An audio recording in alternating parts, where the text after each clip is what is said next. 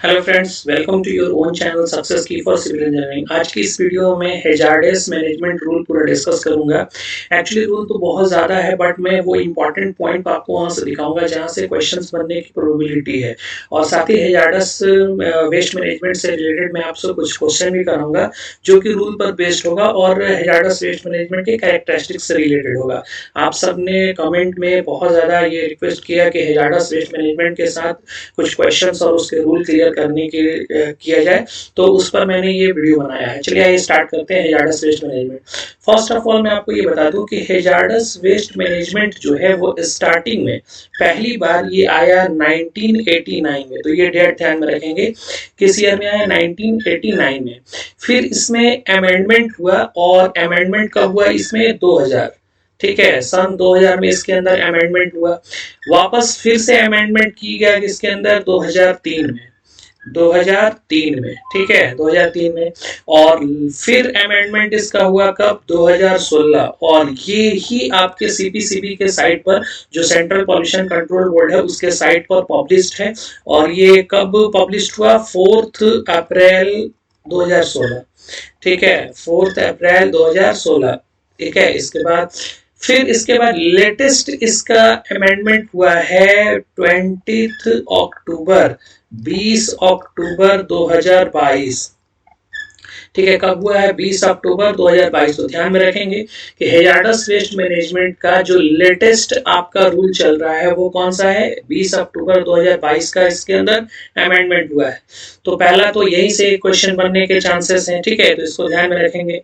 चलिए आइए स्टार्ट करते हैं हैजार्डस वेस्ट मैनेजमेंट के रूल्स जो आपका सीपीसीबी के साइट पर अवेलेबल है, ठीक है। तो इसके रूल्स से रिलेटेड कुछ पॉइंट्स देखते हैं, बात करते हैं हम लोग रूल से रिलेटेड। चलिए,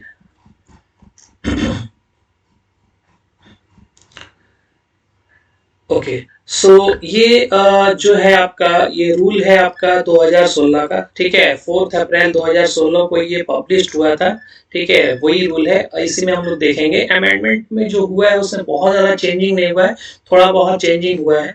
तो इस रूल्स के बारे में हम लोग अभी देखेंगे। इस रूल का जो शॉर्ट टाइटल है और कमेंसमेंट है, किस नाम से ये जाना जाएगा? तो ये hazardous and other waste management and transboundary movement rule 2016। ध्यान दीजिएगा, मैनेजमेंट के साथ यहाँ पे लगा है ट्रांस बाउंड्री मूवमेंट। यानी इस रूल में ज्यादातर जो फोर्स किया गया है वो ट्रांस बाउंड्री मूवमेंट पर, यानी हैजार्डस वेस्ट को एक जगह से दूसरी जगह जो ट्रांसफर होती है, सप्लाई होती है, उसके ऊपर खास ख्याल रखा गया है कि उस ट्रांसफर की वजह से, उस मूवमेंट की वजह से किसी भी तरह का कोई भी आपका इफेक्ट ना हो, ना कि इन्वायरमेंटल कोई इफेक्ट हो और ना ही कोई ह्यूमन बींग्स के ऊपर प्रभाव पड़े, ठीक है। तो इसका नाम क्या हो गया? Hazardous and management, waste management and transboundary movement 2016, ठीक है।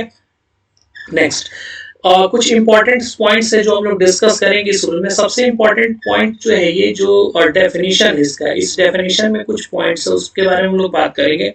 पहला है आपका बेसल कन्वेंशन, ठीक है। अब जरा ध्यान दीजिएगा, ये काफी इंपॉर्टेंट है, इससे आपको क्वेश्चन देखने को मिलेगा, ठीक है। अगर आपने टेस्ट क्वेश्चंस वगैरह दिए होंगे, कहीं से भी आपने प्रैक्टिस किया होगा, तो आपको बेसल कन्वेंशन से क्वेश्चन देखने को मिला होगा। ये है क्या, इसकी बात कर लेते हैं। देखिए, बेसल कन्वेंशन का मतलब ये हुआ कि जो यूनाइटेड नेशन इन्वायरमेंट प्रोग्राम है, ठीक है, कौन सा? United Nation environment programme, UNEP। तो इसने एक रूल दिया, ठीक है, कन्वेंशन किया, रूल दिया सेंट्रल कंट्रोल करने के लिए transboundary movement of hazardous waste, ठीक है। अभी ट्रांस बाउंड्री मूवमेंट क्या है? यानी एक स्टेट से दूसरे स्टेट में अगर हैजार्डस वेस्ट की मूवमेंट होती है, या एक कंट्री से दूसरे कंट्री में हैजार्डस वेस्ट की सप्लाई होती है, तो उसके ऊपर निगरानी रखने के लिए ये बेसल कन्वेंशन किया गया है, ठीक है। तो बेसल कन्वेंशन पूछा जाएगा कि ये किस चीज से रिलेटेड है? तो transboundary movement of hazardous waste, ये आंसर हो जाएगा। क्लियर है? ध्यान में रखेंगे इस चीज को। अभी क्वेश्चन भी मैं कराऊंगा आपको, ये रूल करने के बाद क्वेश्चन कराऊंगा, तो उस क्वेश्चंस को आप ट्राई करेंगे सॉल्व करने की। नेक्स्ट, अगला पॉइंट क्या है? अगला पॉइंट है जो सेंट्रल पॉल्यूशन कंट्रोल बोर्ड है, CPCB, means central pollution control board, ये कॉन्स्टिट्यूएंट्स है किस एक्ट के अंदर, तो water prevention and controlled pollution act 1974, ठीक है, उस एक्ट के अंदर ये आता है। तो ध्यान दीजिएगा, ये पॉइंट पूछा जा सकता है कि जो सीपीसीबी है, सेंट्रल पॉल्यूशन कंट्रोल बोर्ड, ये किस एक्ट के अंदर काम करती है, किस एक्ट के अंदर आती है, ठीक है, तो water prevention controlled and pollution act 1974। Next point देखते हैं। अगला पॉइंट है डिस्पोजल से रिलेटेड, कि जो हैजार्डस वेस्ट की डिस्पोजल करनी है, इस डिस्पोजल का मीनिंग क्या हुआ, ये इन्होंने डिफाइन किया है। डिस्पोजल मींस एनी ऑपरेशन, कोई भी एक ऐसा ऑपरेशन कर दे विच डज नॉट लीड, जो कि ना रीयूज हो, ना रिसाइकल हो, ना रिकवरी हो, ना यूटिलाइजेशन ऑफ इंक्लूडिंग को प्रोसेसिंग हो, ठीक है, तो ऐसे चीज को क्या बोलते हैं, डिस्पोजल। इसमें होना क्या चाहिए, इंक्लूड्स क्या होगा, फिजिको केमिकल ट्रीटमेंट या बायोलॉजिकल ट्रीटमेंट या incineration and disposal in secured landfill, तो इसको इन्होंने क्या बोला, डिस्पोजल। तो ध्यान रखना डिस्पोजल का मीनिंग क्या हुआ। नेक्स्ट पॉइंट है आपका, काफी इंपॉर्टेंट ये पॉइंट है, इस पॉइंट से आपसे क्वेश्चंस बन सकते हैं, चांसेस यहां से ज्यादा है बनने का। इस पॉइंट को देखेंगे, इन्वायरमेंटली साउंड मैनेजमेंट। अब ये इन्वायरमेंटली साउंड मैनेजमेंट क्या है, ठीक है, बहुत सारे लोग जब पहली बार ये सुनेंगे इन्वायरमेंटली साउंड मैनेजमेंट तो कंफ्यूज हो जाएंगे कि ये साउंड मैनेजमेंट का कॉन्सेप्ट क्या है। तो एक्चुअली इन्वायरमेंटली साउंड मैनेजमेंट का मतलब ये हुआ कि जो हैजार्डस या फिर अदर वेस्ट जो है, ठीक है, उसका टेकिंग ऑल स्टेप्स, सारे स्टेप्स रिक्वायर्ड टू इंश्योर, है ना, कोई भी स्टेप उससे रिलेटेड आप लेकर के कर रहे हो, इधर रीयूज, रिसाइकल या उसका डिस्पोजल आप कर रहे हो या उसकी मूवमेंट कर रहे हो, कोई भी आपने स्टेप किया है किस वेस्ट को लेकर के, हैजार्डस वेस्ट को लेकर के, तो उसकी वजह से that the hazardous and other waste are managed in a manner, इस तरीके से उसको मैनेज किया जाए, shall protect health and environment against the adverse effect which may result from such waste, यानी उसकी वजह से किसी भी तरह का अगेंस्ट एडवर्स इफेक्ट नहीं हो, यानी इन्वायरमेंट के अगेंस्ट में कोई भी एडवर्स इफेक्ट नहीं हो, which may result from such waste, उसकी वजह से नहीं हो, इसका ख्याल अगर आप रखते हैं तो वो आपका हो जाएगा इन्वायरमेंटली वेस्ट मैनेजमेंट, ठीक है। तो ये किसी भी वेस्ट को लेकर के हो सकता है, लेकिन हैजार्डस वेस्ट की भी हम लोग बात करेंगे क्योंकि उसके रूल्स के अंदर हम लोग ये चीजें देख रहे हैं। तो हैजार्डस वेस्ट को लेकर के कोई भी आपने एक स्टेप अगर लिया, आइदर उसका डिस्पोजल से रिलेटेड या उसके ट्रीटमेंट से रिलेटेड, उसके किसी भी प्रोसेस में इन्वायरमेंट को कोई भी अफेक्ट ना हो, इस चीज का अगर आप ध्यान रख रहे हैं तो इसको बोलेंगे हम लोग technically environmental sound management of hazardous waste. Clear है पॉइंट ये।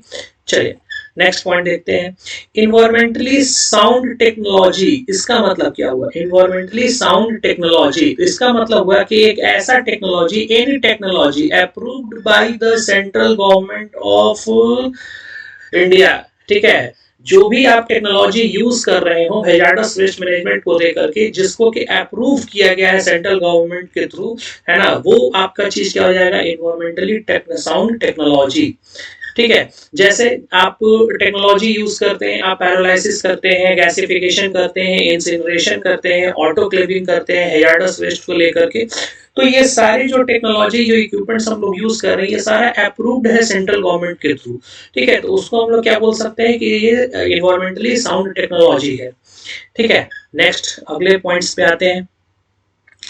नेक्स्ट पॉइंट है आपका रिसाइकलिंग, ध्यान दीजिएगा, रिसाइकलिंग, रिसाइकलिंग का मतलब क्या होता है, रिसाइकलिंग का मतलब ये होता है कि reclamation and processing of hazards, है ना, रिक्लेमेशन मतलब सुधार किया जा सकता है या प्रोसेसिंग किया जाता है हैजार्डस वेस्ट का इन्वायरमेंटली साउंड मैनर में। अब ये इन्वायरमेंटली साउंड मैनर का मतलब आपको क्लियर हो गया होगा कि किसी भी तरह का इन्वायरमेंट के ऊपर कोई इफेक्ट ना हो, उसी को क्या बोलते हैं, इन्वायरमेंटली साउंड मैनर, ठीक है। ओरिजिनली इंटेंडेड पर्पस और अदर पर्पसेस, यानी किसी भी पर्पस से आपका जो है इन्वायरमेंट के ऊपर इफेक्ट ना करे, उसको हम लोग क्या बोलेंगे, इन्वायरमेंटली साउंड मैनर देखते हुए इस तरीके से हम लोग रीयूज करेंगे या रिक्लेमेशन करेंगे, सुधार करेंगे उस वेस्ट का कि हमारा इन्वायरमेंटली साउंड मैनर बना रहे, ठीक है।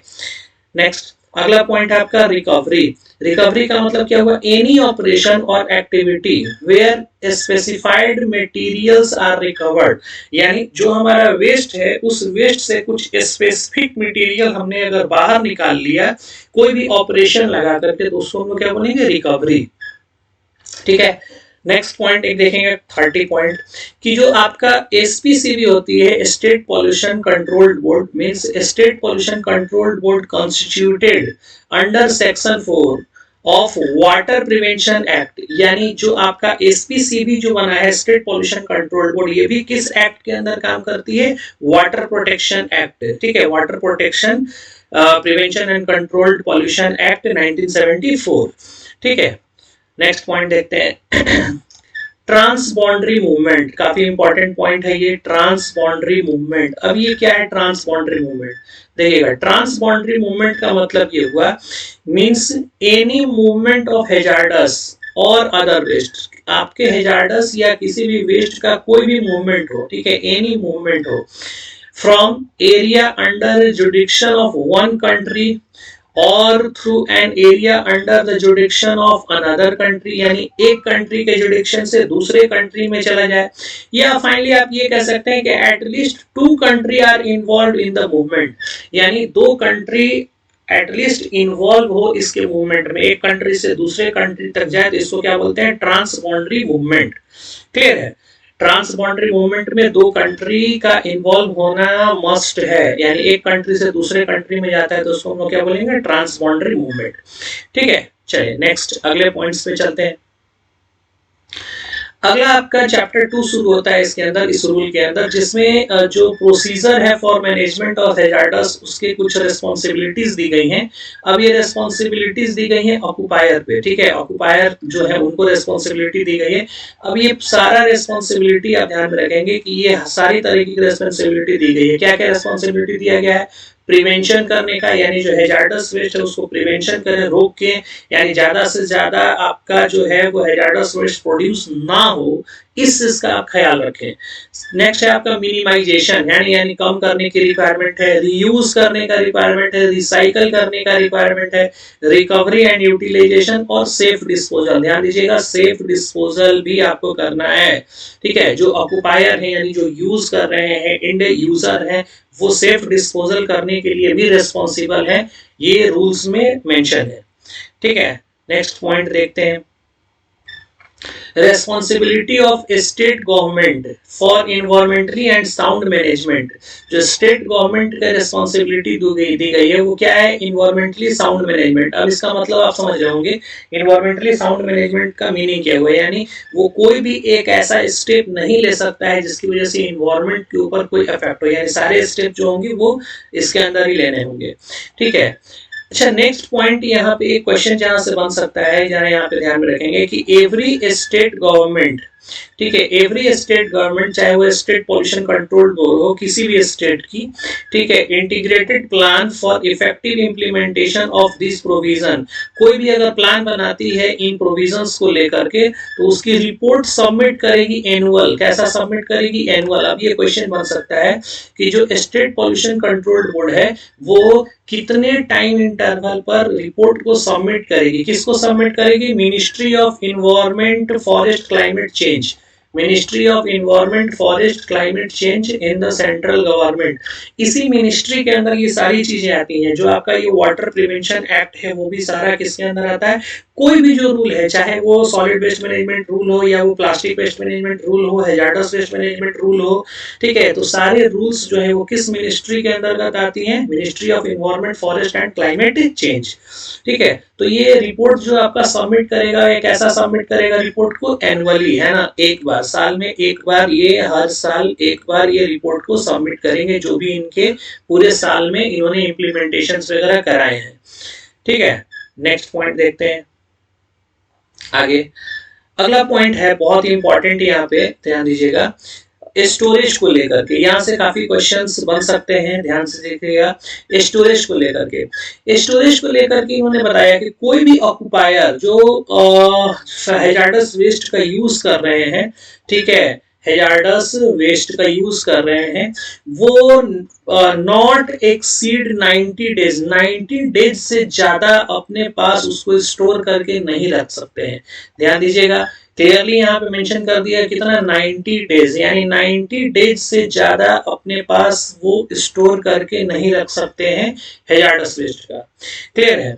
अब इस 90 डेज को 180 डेज में बढ़ाया जा सकता है, यानी जो सेंट्रल गवर्नमेंट है यानी एसपीसीबी या सीपीसीबी है वो इस 90 डेज में रिलैक्सेशन आपको प्रोवाइड कर सकती है, लेकिन उसके लिए आपको कुछ खास क्राइटेरिया शो करना पड़ेगा, तभी आप स्टोर कर सकते हैं अपने पास। जैसे स्मॉल जनरेटर, ठीक है, अगर स्मॉल जनरेटर आपका है यानी बहुत ज्यादा आपने हैजार्डस वेस्ट जनरेट नहीं कर रहे हो आप, ठीक है, अप टू 10 टन, अगर 10 टन पर एनम यानी साल में आप 10 टन का हैजार्डस वेस्ट जनरेट कर रहे हो तो आपको ये 180 डेज का एनुअल कैपेसिटी स्टोर करने की परमिशन मिल सकती है। ठीक है, 180 डेज स्टोर करने की परमिशन मिल सकती है, लेकिन इसके लिए कंडीशन क्या लग गया कि एक साल में कितना आपका वेस्ट हैजार्डस वेस्ट प्रोडक्शन होना चाहिए, 10 टन, है ना, 10 टन पर एनम होना चाहिए।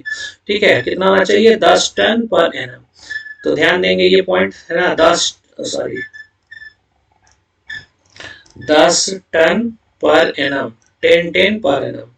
ठीक है, नेक्स्ट पॉइंट, सब में आप जरा यहाँ पे देखेंगे, जब आप इस चीज को पढ़ोगे यहाँ से यहाँ तक तो सब में जो भी यहाँ पे कंडीशन लगाई गई है सबके अंदर जो बढ़ाई गई है मैक्सिमम कितनी बढ़ाई गई है, 180 डेज।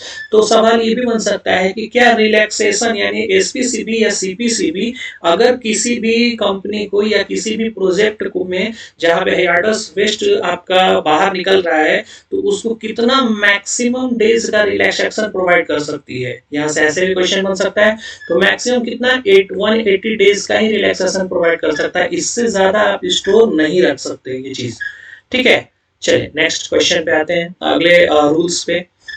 चैप्टर नंबर 3 इसके अंदर है, चैप्टर नंबर 3, यहाँ से कुछ इंपॉर्टेंट पॉइंट देखते हैं। पहला इंपॉर्टेंट पॉइंट यहाँ पे है कि इंपोर्ट एंड एक्सपोर्ट को लेकर के, ध्यान दीजिएगा, इंपोर्ट एंड एक्सपोर्ट को लेकर के कुछ पॉइंट्स है। आपको पता है ट्रांस बाउंड्री मूवमेंट, ठीक है, तो उससे रिलेटेड कुछ पॉइंट्स है यहाँ पे। क्या पॉइंट है, the ministry of environment and forest climate change shall be the nodal ministry. ठीक है, उन्होंने क्या किया है, एक नोडल मिनिस्ट्री डील किया है, deal with the transboundary movement of the hazardous and other waste. ठीक है, जो ministry of environment and forest climate change है उन्होंने एक नोडल पदाधिकारी यानी नोडल मिनिस्टर, नोडल ऑफिसर उन्होंने प्रतिनियुक्त किया है जो कि ट्रांस बाउंड्री मूवमेंट को प्रोविजन करेंगे, उनकी देख रेख करेंगे। और उनके देख रेख में क्या चीजें रूल्स बनाई गई हैं, नो इम्पोर्ट, ध्यान दीजिए काफी इंपॉर्टेंट है ये, बहुत ज्यादा इंपॉर्टेंट है ये लाइन। ठीक है, ये लाइन जो है वो काफी ज्यादा इंपॉर्टेंट है कि नो इंपोर्ट, ठीक है, कोई भी इंपोर्ट आपका नहीं होना चाहिए, no import of the hazardous and other waste from any country to India for disposal. किस चीज के लिए, फॉर डिस्पोजल, यानी किसी भी कंट्री से कोई भी अगर दूसरी कंट्री इंडिया के अंदर हैजार्डस वेस्ट का डिस्पोजल करना चाहे तो उसको अलाउड नहीं है, यानी किसी भी तरह का कोई इंपोर्ट उस टाइम पे नहीं किया जाएगा। ठीक है, अगर मूवी वगैरह आप देखते हैं तो साउथ की एक मूवी है सूर्या सिंघम, ठीक है, साउथ की एक मूवी है सूर्या सिंघम जिसमें आप देखना ई वेस्ट, ठीक है, ई वेस्ट और हैजार्डस वेस्ट को दूसरे देशों से विदेशों से इंडिया में सप्लाई करके डंप किया जा रहा है। ठीक है, तो इस पर बेस्ड वो मूवी है साउथ की, इसमें ये चीजें दिखाई गई है। ठीक है, वहां से भी आप इन चीजों को ध्यान में रख सकते हैं, यानी कहने का मतलब है कि हैजार्डस वेस्ट का इंपोर्ट इंडिया में किसी भी कंट्री से नहीं हो सकता है। ठीक है, नेक्स्ट अगला पॉइंट ध्यान दीजिएगा, किस चीज के लिए, डिस्पोजल के लिए। नेक्स्ट पॉइंट है the import of hazardous waste, अगर इंपोर्ट हो रहा है फ्रॉम एनी कंट्री, किसी भी कंट्री से इंपोर्ट हो रहा है तो उसको परमिट किया जा सकता है ओनली फॉर, किस चीज के लिए, रिसाइकलिंग के लिए, रिकवरी के लिए, रीयूज के लिए एंड यूटिलाइजेशन इंक्लूडिंग को प्रोसेसिंग के लिए। यानी उस हैजार्डस वेस्ट से अगर रिसाइकलिंग करना हो ठीक है, इंडिया के अंदर बहुत सारे ऐसे बिजनेसमैन हैं, इंडस्ट्रियलिस्ट हैं, जो एंटरप्रेन्योरशिप है, जो हैजार्डस वेस्ट को वहां से लेकर के आना चाहते हैं, लेकिन वो वहां से कुछ रिकवरी करना चाहते हैं, ठीक है, रीयूज करना चाहते हैं उसका, तो उनको फिर परमिशंस है, उनको परमिटेड है कि वो हैजार्डस वेस्ट को लेकर के आ सकते हैं। लेकिन अगर ऐसा कोई करना चाहे कि आप रीयूज और रिसाइकल के नाम पर ला करके इंडिया में डंप करने लगे, डिस्पोजल करने लगे, तो फिर वो इलीगल एक्टिविटी हो जाएगी अकॉर्डिंग टू द रूल। ठीक है, तो ध्यान में रखेंगे कि इंपोर्ट किस किस केस में हो सकता है, रीयूज, रिसाइकल, रिकवर करने के लिए हो सकता है, डिस्पोजल करने के लिए इंपोर्ट करने की फैसिलिटी आपको सीपीसीबी या जो मिनिस्ट्री है इन्वायरमेंट का, इन्वायरमेंट फॉरेस्ट क्लाइमेट चेंज, वो अलाउड नहीं करता। नेक्स्ट अगला पॉइंट देखते हैं। नेक्स्ट पॉइंट है सैंपल ऑफ हैजार्डस वेस्ट। अगर सैंपल ऑफ हैजार्डस वेस्ट आप इंपोर्ट कराना चाहते हैं इन चीजों के लिए, रिसर्च करने के लिए, टेस्टिंग करने के लिए, ठीक है, इंपोर्ट करना चाहते हैं, तो ये कितना मंगा सकते हो आप, तो 1000 ग्राम या 1000 मिलीलीटर, ठीक है, या तो आप 1000 ग्राम मंगा सकते हैं, यानी वेस्ट जो है आपका, जो हैजार्डस वेस्ट है, अगर सॉलिड नेचर का होगा आप उसको वेट कर सकते हैं, तो आप कितना मंगाओगे, 1000 ग्राम यानी 1 kg। और अगर कोई लिक्विड नेचर का है, हैजार्डस वेस्ट है लेकिन वो लिक्विड नेचर का है, तो उसका कंसंट्रेशन आप कितना मंगा सकते हैं, 1000 ml यानी 1 लीटर। ठीक है, इससे ज्यादा आप इंपोर्ट नहीं कर सकते किसी भी दूसरी कंट्री से। क्लियर है, तो ध्यान में रखेंगे इस चीज को, ये काफी इंपॉर्टेंट पॉइंट है, ये क्वेश्चन बन सकता है, यहाँ से पूछा जा सकता है। क्लियर है, नेक्स्ट अगले पॉइंट पे आते हैं, इलीगल ट्रैफिक। अब जरा ध्यान दीजिएगा, अगर आपने गलत तरीके से यानी बिना परमिशंस लिए वगैरह आप इंपोर्ट कर रहे हैं बाहर से, दूसरी कंट्री से, तो इसको इलीगल ट्रैफिक बोला जाएगा। और इलीगल ट्रैफिक्स में कौन कौन से पॉइंट्स हैं, कैसे आपको ये डिफाइंड होगा कि आपने इलीगल एक्टिविटी की है, वो देखते हैं। पहला first point, it is without permission of the central government in accordance with these rules। जो सेंट्रल गवर्नमेंट है अगर उसके विदाउट परमिशन आपने कोई चीज लेकर के आया है, तो वो क्या कहलाएगा, इलीगल कहलाएगा। ठीक है, विदाउट परमिशन, किसके विदाउट परमिशन, सेंट्रल गवर्नमेंट के। क्लियर है, नेक्स्ट अगला है the permission has been obtained through falsification, यानी जो परमिशन आपने लिया है वो फॉल्सिफिकेशन करके लिया है, मिस रिप्रेजेंटेशन करके लिया है, फ्रॉड करके लिया हो। ठीक है, यानी मे भी आपने हो सकता हो कि जो हमारा सेंट्रल गवर्नमेंट है उसको आपने बताया कि मैं इसके ऊपर रिसर्च करना चाहता हूँ, इसलिए सैंपल मंगा रहा हूँ, और वो सैंपल आपने 1 kg या 1 लीटर ना मंगा करके, यानी 1000 ग्राम और 1000 मिलीलीटर ना मंगा करके बहुत ज्यादा कंसंट्रेशन में मंगा लिया, तो फिर वो क्या कहलाएगा, फ्रॉड कहलाएगा, मिस रिप्रेजेंटेशन कहलाएगा। ठीक है, तो ऐसे केस में भी वो क्या माना जाएगा, इलीगल माना जाएगा। नेक्स्ट अगला पॉइंट क्या है, it does not confirm to the shipping detail provided in the movement documents, यानी जो मूवमेंट डॉक्यूमेंट, जो डॉक्यूमेंट्स आपने प्रोवाइड कराया है, वो अगर आपने आपके शिपिंग डिटेल से मैच नहीं करता है, जहां से आपने मंगा रहे हो आप, तो अगर दोनों डॉक्यूमेंट से मैच नहीं कर रहा है, तो वो भी क्या कहलाएगा, इलीगल ट्रैफिक कहलाएगा। क्लियर है, चलिए नेक्स्ट आते हैं अगले पॉइंट पे। ये हैजार्डस वेस्ट का क्लासिफिकेशन से रिलेटेड है, जिसमें कोरोसिविटी, और आपको पता है हैजार्डस वेस्ट को जानने के लिए हम लोग ये ट्रिक यूज करते हैं। कोई भी हैजार्डस वेस्ट है, इसके कैरेक्टरिस्टिक्स हम लोग डिसाइड करते हैं। टी स्टैंड्स फॉर टॉक्सिसिटी, अगर टॉक्सिक है तो वो क्या है, हैजार्डस होगा। आर रिएक्ट्स फॉर रिएक्टिव, अगर कोई वेस्ट रिएक्टिव है तो वो कैसा होगा, हैजार्डस होगा। आई स्टैंड्स फॉर इग्नाइटेबल, यानी अगर आपका कोई वेस्ट, ठीक है, इग्नाइटेबल यानी वो फ्लेमेबल है, तो उसको हम लोग क्या बोलेंगे, हैजार्डस। और सी स्टैंड्स फॉर कोरोसिव, अगर कोई वेस्ट आपका कोरोसिविटी नेचर रखता हो तो उसको क्या बोलेंगे, हैजार्डस। तो उस पर बेस्ड ये एक पॉइंट है यहाँ पे कि किसी भी वेस्ट को आप इग्नाइटेबल कब बोलेंगे। आई स्टैंड्स फॉर क्या होता है, इग्नाइटेबल। तो इग्नाइटेबल आप कब बोलोगे, जब उसका टेम्परेचर लेस देन 60 डिग्री पर वो क्या हो जाए, बर्न कर जाए। यानी कोई भी ऐसा वेस्ट जो 60 डिग्री टेम्परेचर से बिलो में वो ऑटोमेटिक बर्न हो जाए, यानी उसके अंदर आग लग जाए, इग्नाइटेबल हो, तो ऐसे वेस्ट को हम क्या बोलते हैं, इग्नाइटेबल। ठीक है, ध्यान दीजिएगा। फ्लेमेबल लिक्विड उसको बोलेंगे जिसके अंदर फ्लेम आपका हो जाए कितने पर, at less than 60 degree temperature. ठीक है, नेक्स्ट पॉइंट, ये बहुत ही इंपॉर्टेंट पॉइंट है, यहां से बहुत सारे क्वेश्चंस आपको देखने को मिलेंगे, ध्यान दीजिएगा।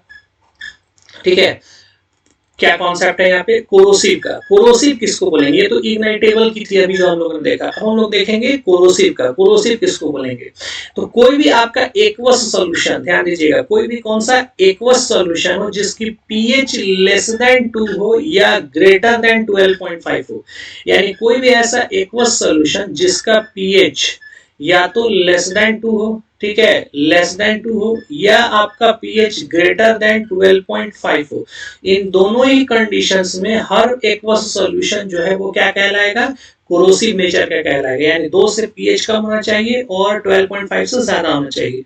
अगर 2 और 12.5 के बीच में पीएच है तो उसको हम लोग कोरोसिव नेचर नहीं कहेंगे। ठीक है, नेक्स्ट अगला पॉइंट क्या कहता है, नेक्स्ट पॉइंट देखेंगे कि कोई भी आपका लिक्विड हो सॉरी कोई भी आपका अगर लिक्विड हो, वो अगर किसी स्टील को कोरोड करता हो, ठीक है, कोई भी लिक्विड जो स्टील को कोरोड करता हो, किस रेट से, rate greater than 6.35 mm per year, यानी 6.35 mm का कोरोजन प्रोवाइड करता हो लिक्विड, किसने में, साल में, है ना, पर ईयर, एक साल में 6.35 mm का अगर कोरोजन कर रहा हो, कितने डिग्री सेंटीग्रेड पर, 55 डिग्री सेंटीग्रेड पर, तो वो लिक्विड जो है वो कैसा लिक्विड कहलाएगा, कोरोसिव लिक्विड कहलाएगा। ठीक है, ये रूल्स है, कोड के द्वारा रिप्रेजेंट किया गया डेटा है, इसको आपको याद रखना होगा। ठीक है, यानी 6.3 mm का अगर कोरोजन कर रहा हो पर ईयर, साल में, तो वो लिक्विड को क्या बोलेंगे हम लोग, कोरोसिव लिक्विड बोलेंगे। नेक्स्ट रूल देखते हैं, अगला पॉइंट, नॉट एक्वस, अगर कोई एक्वस सॉल्यूशन नहीं है, ठीक है, लेकिन उसको मिक्स कर दिया जाए अगर वाटर में, कोई एक्वस सॉल्यूशन है, एक्वस होने पर तो पहला हो ही गया कि 2 से कम पीएच हो और 12.5 से ज्यादा हो। अगर कोई सॉल्यूशन एक्वस नहीं है लेकिन उसको मिक्स कर दिया जाए वाटर के साथ और वो प्रोड्यूस कर ले एक ऐसा सॉल्यूशन जिसकी पीएच फिर से वही आ जाए, है ना, लेस देन इक्वल टू 2 और ग्रेटर देन इक्वल टू 12.5, यानी फिर से वही पीएच इसका हो जाए लेस देन 2 और पीएच क्या हो जाए, ग्रेटर देन 12.5। अगर ऐसा सॉल्यूशन ले लेता है वाटर में मिक्स करने के बाद, तो वो नॉन एक्वस, जो आपका नॉट एक्वस जो कंपाउंड है वो भी क्या कहलाएगा, कोरोसिव कहलाएगा। यानी एक्वस हो तो भी, एक्वस नहीं हो तो भी, अगर पीएच रेंज 2 से कम हो और 12.5 से ज्यादा हो तो उसको हम लोग क्या बोलेंगे, कोरोसिव बोलेंगे। क्लियर है। इसी तरीके से अगर कोई लिक्विड नहीं है, नॉट अ लिक्विड, है ना, कोई लिक्विड नहीं है लेकिन इसको मिक्स कर दिया जाए, है ना, वाटर के साथ, तो ये भी फिर से 6.35 पर mm ईयर का कोरोजन प्रोवाइड करते हैं, तो इसको भी क्या बोलेंगे हम लोग, कोरोसिव बोलेंगे। यानी फाइनली इन पूरे रूल में 2 ही चीज आपको निकल के आता है, पहला कि अगर आपका पीएच वैल्यू लेस देन 2 है या पीएच वैल्यू ग्रेटर देन 12.5 है तो ये कोरोसिव होगा, और दूसरा कि 6.35 mm का कोरोजन हो पर ईयर, कैसा, पर ईयर, किस पर, स्टील के ऊपर, तो फिर वो ऐसे कंपाउंड को हम क्या बोलेंगे, कोरोसिव बोलेंगे। क्लियर है। नेक्स्ट अगला बोलते हैं रिएक्टिव। रिएक्टिव और एक्सप्लोसिव किसको कहते हैं, तो it reactive violently with water, अगर वाटर के साथ भी कोई कंपाउंड रिएक्ट करता है और फॉर्म कर लेता है पोटेंशियल और एक्सप्लोसिव मिक्सचर, ठीक है, वाटर के साथ भी कोई कंपाउंड अगर रिएक्ट कर लेता हो और एक्सप्लोसिव मिक्सचर फॉर्म कर ले रहा हो तो उसको हम लोग क्या बोलते हैं, रिएक्टिव या एक्सप्लोसिव। ठीक है, तो ये आपके रूल थे, सारा हमने रूल डिस्कस कर लिया हैजार्डस वेस्ट मैनेजमेंट का। एक्चुअली ये बहुत बड़ा रूल है, ठीक है, 30-40 पन्नों का है, लेकिन इसमें से जो इंपॉर्टेंट पॉइंट्स थे वो हमने आपके सामने रख दिए जहां से क्वेश्चन बनने की प्रोबेबिलिटी होगी। ठीक है, अब आइए कुछ क्वेश्चंस का प्रैक्टिस कर लेते हैं। ये क्वेश्चन देखेंगे, क्वेश्चन आपका कह रहा है कि which of the following statement with respect to hazardous waste management rule 2016, इनमें से कौन सा जो हैजार्डस वेस्ट मैनेजमेंट रूल 2016 है उसमें इनकरेक्ट स्टेटमेंट आपको ढूंढना है। ठीक है, इनकरेक्ट स्टेटमेंट। चलिए लास्ट स्टार्ट करते हैं। ये स्टेटमेंट क्या कहता है, waste edible fats and oil animals और vegetable origin have been prohibited for import, कोई भी वेस्ट जो है उसको इंपोर्ट करने से क्या किया गया है, मना किया गया है, अगर वो हैजार्डस है तो ये आपका हैजार्डस वेस्ट है और ये प्रोहिबिटेड है, तो ये भी सही है आपका। नेक्स्ट क्या कह रहा है कि responsibility of waste generator have been introduced to segregate the waste into 3 streams, wet, dry और डोमेस्टिक। ये भी बिल्कुल सही है कि आपका जो भी ऑक्युपायर्स हैं उनको रेस्पॉन्सिबिलिटी दी गई है कि जो वेस्ट वो प्रोड्यूस कर रहे हैं उसको 3 कैटेगरी में डिवाइड करते हैं, वेट के लिए अलग, ड्राई के लिए अलग और डोमेस्टिक हैजार्डस के लिए अलग। नेक्स्ट है new rule allow the municipality to levy a user fee, है ना, ये यूजर फी लेने के लिए भी रूल में चेंजिंग आ गया है और यही चेंजिंग आया है जो 20 अक्टूबर 2022 को नया जो आपका रूल पब्लिश हुआ है, इसमें ये चीजें मेंशन है कि म्युनिसिपैलिटी जो है वो यूजर फी लगा देगी जो आपका हैजार्डस वेस्ट मैनेजमेंट है, जिसको आपने हैजार्डस वेस्ट आपने प्रोड्यूस किया, अगर आप उसको डिस्पोज कर रहे हो तो आपको ऊपर एक ही यूजर फी देना होगा आपको, ठीक है, और वो आपके म्युनिसिपल जो कॉर्पोरेशन वाले लोग हैं वो आपसे लेंगे। नेक्स्ट है this rule applicable to urban agglomerations only, है ना, केवल अर्बन एग्लोमेरेशंस यानी जो शहरी संकुलन है, क्या उसके ऊपर ये रूल लागू होता है? ठीक है, नहीं, उसी के ऊपर केवल रूल ये लागू नहीं होता है, ये सबके ऊपर रूल लागू होता है। तो इसका जो इनकरेक्ट स्टेटमेंट है वो क्या हो जाएगा, ये हो जाएगा। ठीक है, और भी कुछ क्वेश्चंस हैं जिससे हैजार्डस वेस्ट मैनेजमेंट से रिलेटेड, आइए उसको अब देखते हैं हम लोग। ठीक है, इन क्वेश्चंस को समझते हैं। अभी आपसे मैंने थोड़ी देर पहले बताया था कि the occupier of facility many stores hazardous waste, ये कितने दिन तक हैजार्डस वेस्ट को स्टोर कर सकते हैं, पीरियड नॉट एक्सीडिंग, कितने दिन तक ये स्टोर कर सकते हैं, फटाफट बताएंगे कितने दिन तक इसको स्टोर कर सकते हैं। ठीक है, कितना स्टोर कर सकते हैं, 90 डेज के लिए स्टोर कर सकते हैं। बहुत सारे कंडीशंस हैं, जिन कंडीशंस को फुलफिल अगर किया जाए तो ये स्टोरेज करने की कैपेसिटी जो है वो एसपीसीबी या सीपीसीबी के द्वारा 180 डेज तक ये बढ़ाया जा सकता है, एक्सटेंड किया जा सकता है। ठीक है, बट नॉर्मल कितना दिन के लिए आपको अलाउड करता है, वो 90 डेज के लिए। नेक्स्ट अगला क्वेश्चन पे आते हैं। The export and import of hazardous waste from or into India, ठीक है, respectively be deemed illegal. Illegal कब बताया जाएगा, यानी एक्सपोर्ट या इंपोर्ट जो हैजार्डस वेस्ट का है इंडिया से बाहर ले जा रहे हैं या इंडिया के अंदर ला रहे हैं, तो वो इलीगल कब होगा। ठीक है, पहला स्टेटमेंट है it is without permission of the central government, क्या सेंट्रल गवर्नमेंट से बिना परमिशन के लेंगे तो ये इलीगल होगा, बिल्कुल सही बात है, ये ऑप्शन आपका सही है। दूसरा है permission has been obtained through falsification, अगर आपने फॉल्सिफिकेशन से परमिशन लिया है वो भी आपका सही है।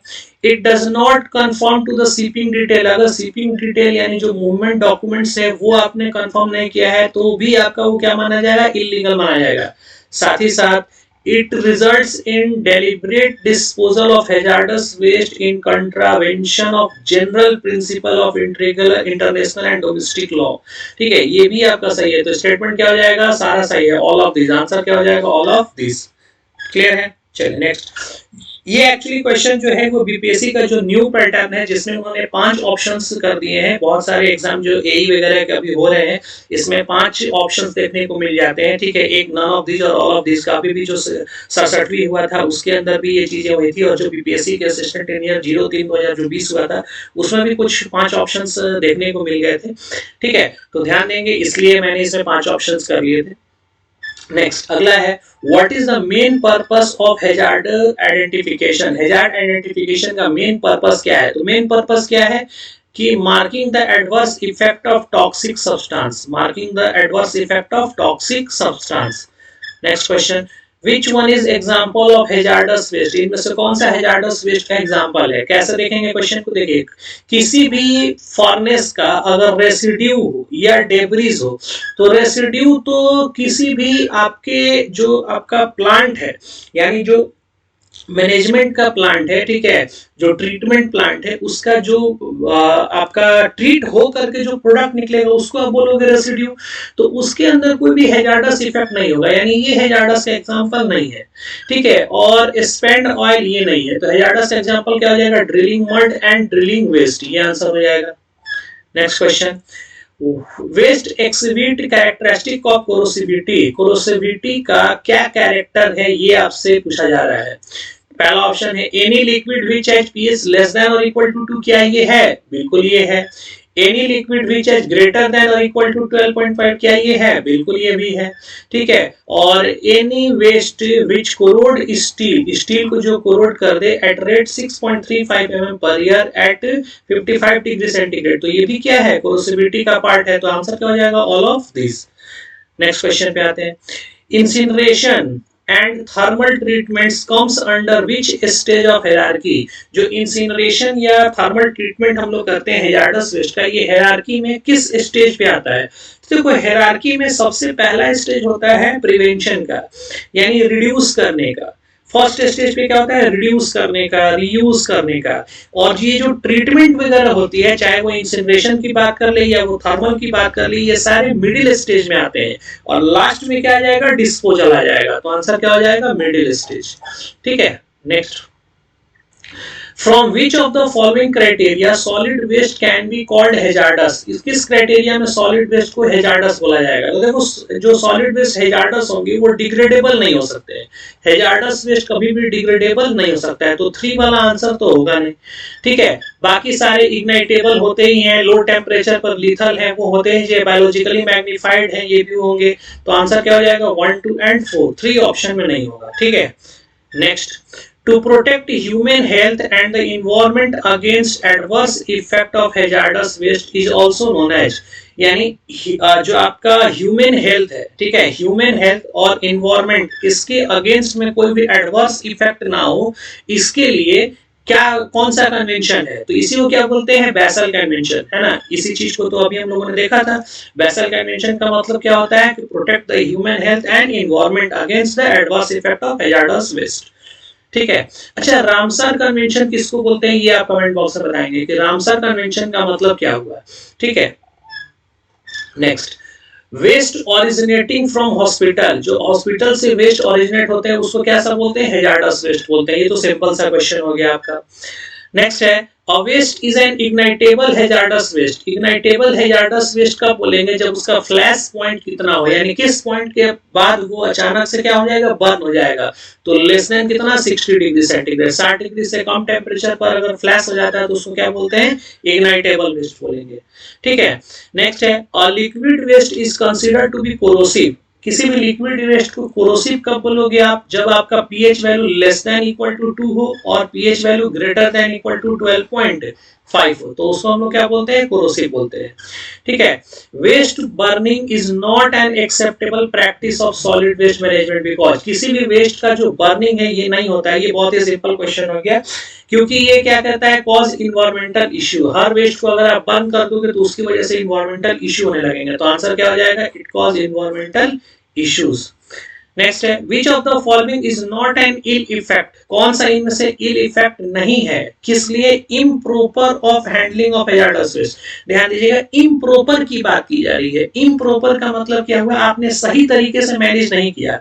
तो अगर सही तरीके से मैनेज नहीं किया तो मोर्टेलिटी रेट में इंक्रीमेंट होगा। यानी अगर आपने कोई गलती कर दी हैजार्डस वेस्ट को मैनेज करने में, उसको हैंडलिंग करने में आपने कोई गलती की है, तो गलती किया है तो मोर्टेलिटी रेट यानी जो डेथ रेट है वो इंक्रीज कर जाएगा, डिक्रीज नहीं होगा।